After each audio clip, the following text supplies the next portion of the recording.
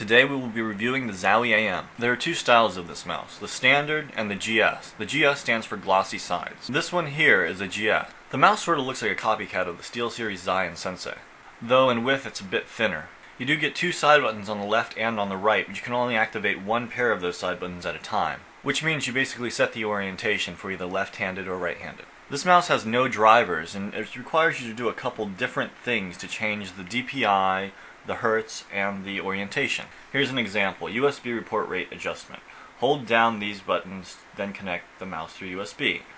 Button 4 equals 1000 Hz. Button 5 equals 500 Hz. Buttons 4 and 5 together equals 125 Hz. Though I recommend just leaving it at 1000, as you do get optimal tracking rates at 1000 Hz. To change the DPI, you merely flip it over and hit the one button down there.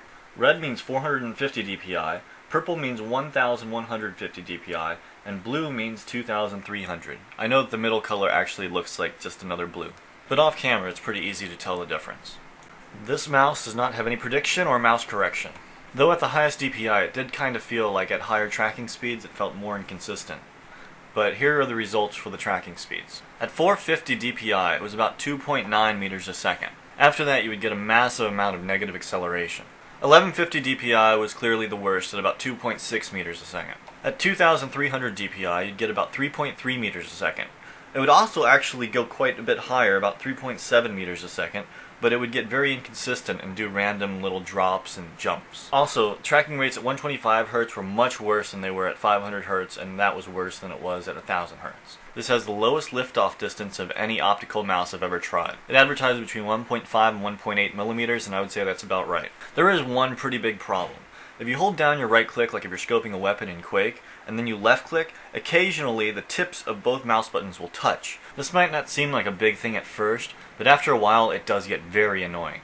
This mouse is small, and as so, it only weighs about 86 grams. Zowie actually did a pretty good job with this mouse. If it didn't have the clicking issue, and the tracking speed was just a bit higher, I would actually probably switch to this mouse. But as of right now, it looks like I'm going to go back to my Abyssus. And here's a list of the specs of the mouse. Enjoy.